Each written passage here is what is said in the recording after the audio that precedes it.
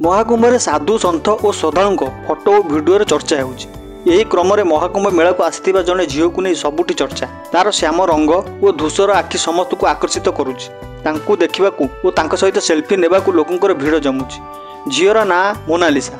कुंभ मेला से माला बिक्री करुँच। सौंदर्य मुग्ध हो 2 गुणा मूल्य दे लोक माला किणुंट।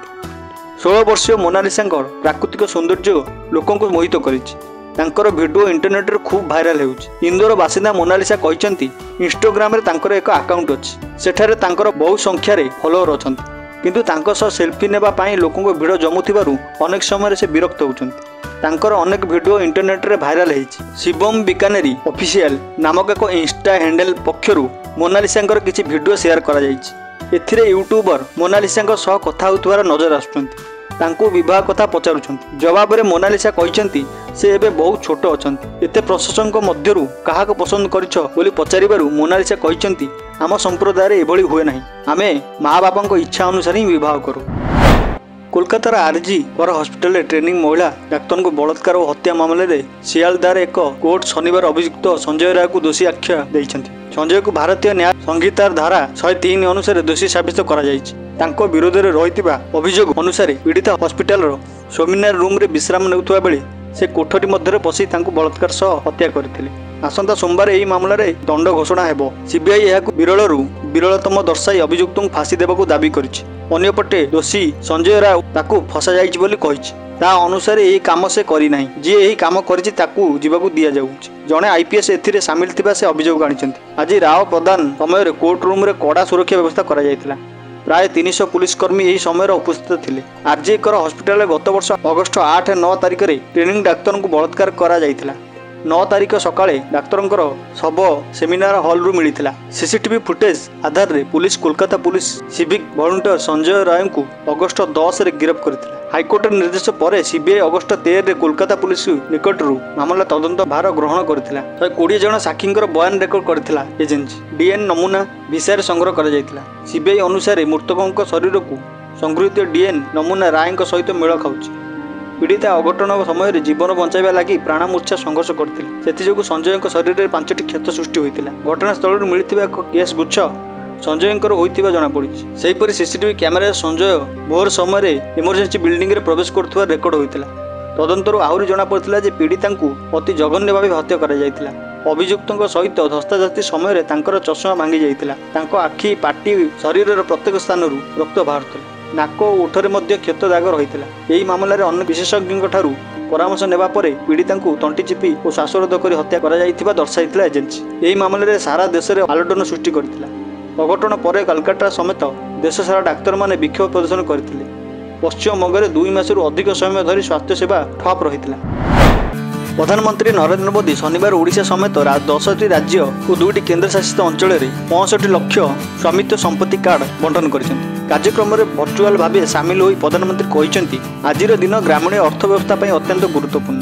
5 वर्ष पूर्वे स्वामित्व संपत्ति योजना आरंभ होइतिला। यह द्वारा ग्राम में बास करुवा लोक माने सेमानक घर और जमीर आईनगत प्रमाण हासिल करि पारुछन्ति। फल सेमानक यह जरिया आर्थिक ग्यारंटी मिल पारुछि। मोदी कहते पूर्व लोकंर पाखरे लक्ष लक्ष कोटी टंकार संपत्ति थिला, किंतु सेमाने तार मूल्य जानी पारु नथिले कारण सेमानकर पाखरे निजर संपत्तिर आईनगत दस्तावेज नथिला। एबे सही समस्या आउ रहिबो नाही। सेमानक पाखरे निज घर और जमीर दस्तावेज रहिबो तो सेमाने एहा द्वारा आर्थिक कारोबार करि पारिबे। चलित वर्ष राज्य में 8000 वरिष्ठ नागरिक 10टी पर्यायर तीर्थयात्रा जीवे। यात्रा समय शिरडी रे साई बाबा, नासिक रे भोलेनाथ, कोलकाता रे माँ दक्षिणकाली, आसाम रे माँ कामाख्या, अयोध्या राम मंदिर भ्रमण करिवे। भुवनेश्वर, ब्रह्मपुर, संबलपुर, रायगढ़ और बालेश्वर स्टेशन 2टी पर्यायर यह तीर्थयात्रा ट्रेन चलाचल करिवे बोली मुख्यमंत्री मोहन चरण माझी कहिसेंति। भुवनेश्वर स्टेशन रे पताका देखाई शुक्रवार वरिष्ठ नागरिक तीर्थयात्रा ट्रेन शुभारंभ करने अवसर में मुख्यमंत्री यह कहिसेंति। खोर्धा, पुरी, कटक, जगतसिंहपुर, केन्द्रापड़ा और ढेंकानाल जिलार 800 जन वरिष्ठ नागरिक तीर्थयात्री शुक्रवार महाराष्ट्र प्रसिद्ध तीर्थस्थली शिरडी और नासिक दर्शन पर ट्रेन में जाइछन्ति। निजर और निज परिवार मंगल कामना करने सहित राज्यर समृद्धि और उन्नति प्रभु निकट प्रार्थना करेंगे बोली तीर्थयात्री मानक अनुरोध करथिले। मुख्यमंत्री कहिथिले भारतीय संस्कृति को एक स्वतंत्र बांधि रखिछि आम मंदिर परंपरा। तेणु जीवन काल मध्य किछि धर्मपीठ दर्शन कर आशीर्वाद प्राप्त होगा समस्त इच्छा थाए। समस्त तीर्थयात्री को गाँव स्टेशन पर्यंत आनिबा, यात्रा समय रहिबा ଖାଇବା ପିଇବା ସହିତ ତୀର୍ଥସ୍ଥାନ ଭ୍ରମଣ କରାଇବା ଲାଗି ସୁବିଧା କରାଯାଇଛି। ଯାତ୍ରା ସମୟରେ ସମସ୍ତେ ସତର୍କ ରହିବା ସହିତ ନିୟୋଜିତ ଅଧିକାରୀ ଓ ଗାଇଡଙ୍କ ତତ୍ତ୍ୱାବଧାନରେ ତୀର୍ଥସ୍ଥଳୀ ବୁଲିବା ପାଇଁ ମୁଖ୍ୟମନ୍ତ୍ରୀ ସମସ୍ତଙ୍କୁ ଅନୁରୋଧ କରିଥିଲେ। ଥାନାରେ ଫିନାଇଲ ପିଇଲେ ମହିଳା ନ୍ୟାୟ ପାଇଁ ଅହମ୍ମଦାବାଦରୁ ଆସି ଭଦ୍ରକ ଜିଲ୍ଲା ଥାନାର ଦ୍ୱାରସ୍ଥ ହୋଇଥିଲେ। ତାଙ୍କୁ ପୁଲିସ ହତାଦର କଲା। ଏସ୍ପିଙ୍କ ଦରବାରକୁ ଆସିଥିଲେ। 15 ଦିନ ପରେ ପୁଣି ଜିଲ୍ଲାପାଳଙ୍କୁ ଭେଟିଥିଲେ। ମୁଖ୍ୟମନ୍ତ୍ରୀ ଡିଜିପିଙ୍କୁ ଭେଟିବାକୁ ଉଦ୍ୟମ କରି ନିରାଶ ହୋଇଥିଲେ। କେଉଁଠି ନ୍ୟାୟ ମିଳିଲା ନାହିଁ। ଚାରିଆଡୁ ନିରାଶ ହେବା ପରେ ଜଣେ ମହିଳା ବନ୍ତ ଥାନାରେ ଫିନାଇଲ ପିଇ ଗୁରୁତର ହୋଇଛନ୍ତି। ମହିଳା ଜଣକ ହେଲେ ଗୁଜରାଟର ଅହମ୍ମଦାବାଦ ସହରର ନିଉରୁମପୁର ଅଞ୍ଚଳର ହିରାଲ ବେନ ହସମୁଖଲାଇ ମୋଦି। ପୁଲିସ ତାଙ୍କୁ ଭଦ୍ରକ ମେଡିକାଲରେ ଭର୍ତ୍ତି କରିଛି। ଗୁଜରାଟର ଅହମ୍ମଦାବାଦରେ ନିଉରୁମପୁର ଅଞ୍ଚଳର ଯୁବତୀ ଏକ ଘରୋଇ କମ୍ପାନୀରେ ବଡ଼ ଅଧିକାରୀ ଭାବେ ଚାକିରି କରିଥିଲେ। 2019ରେ ଭଦ୍ରକ ଜିଲ୍ଲା ବନ୍ତ ଥାନା ଅଧୀନ ନରସିଂହପୁର ଗ୍ରାମର ପ୍ରଦୀପ ଲାହି ନାୟକଙ୍କ ପୁଅ ମନୋଜ ସହ ହିରାଲ ବେନଙ୍କ ଭେଟ ଅହମ୍ମଦାବାଦରେ ହୋଇଥିଲା। ମନୋଜ କୋଟିପତି ଘରର ପିଲା ବୋଲି କହି ବନ୍ଧୁତା ବାନ୍ଧିଥିଲେ। ପରେ ପ୍ରେମ କରି ବିବାହ କରିଥିଲେ। ବିବାହର 1 ମାସ ପରେ ମନୋଜ ଓଡ଼ିଶା ବିଜନେସ ବାବଦରେ ସୁନେଲି ସ୍ୱପ୍ନ ଦେଖାଇ ବହୁବାର ବିଭିନ୍ନ ବାହାନାରେ ହିରାଲାଲ ବେନଙ୍କ ଠାରୁ ପ୍ରାୟ 5 କୋଟିରୁ ଅଧିକ ଟଙ୍କା ଆଣିଥିଲେ। ମନୋଜ 2 ବର୍ଷ ତଳେ ଓଡ଼ିଶା ଆସି ଆଉ ଫେରି ନାହାନ୍ତି। ଏ ନେଇ ବନ୍ତ ଥାନାକୁ ବାରମ୍ବାର ସେ ଦୌଡ଼ି ନିରାଶ ହେଉଥିଲେ। ଜମ ଭଳି ମାଡ଼ି ଆସିଲା କାର୍। ପାୱାର ହାଉସ୍ ଛକ ରାଜଭବନ ଛକ ଭଳି ଜନଗହଳି ରାସ୍ତାରେ ଗତି 80 କିଲୋମିଟରରୁ ଅଧିକ ଥିଲା। ରାଜଭବନ ଗୋଲେଇ ଛକର ବୁଲାଣୀରେ ବୁଲୁଥିବା 2ଟି ବାଇକ୍କୁ ସିଧା ପିଟିଲା।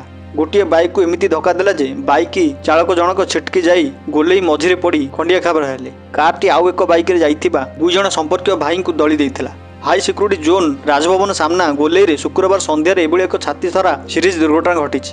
ସଡ଼କ ସୁରକ୍ଷା ମାସ ପାଳନ ହୋଇଥିବା ବେଳେ ରାଜଧାନୀ ଛାତିରେ ଘଟିଥିବା ମର୍ମନ୍ତୁଦ ଦୁର୍ଘଟଣା ପୁଣି 2 ଜଣଙ୍କର ମୁଣ୍ଡ ନେଇଛି। ମୃତକ 2 ଜଣ ହେଉଛନ୍ତି ଅବସରପ୍ରାପ୍ତ ପୁଲିସ ଅଧିକାରୀ। ଘର ଗଜପତି ଜିଲ୍ଲା ମୋହନ ଅଞ୍ଚଳରେ। ସେ ଧଉଳି ଥାନା ଅଧୀନ ଇନ୍ଦିରି କଲୋନୀରେ ଭଡ଼ାରେ ରହୁଥିଲେ।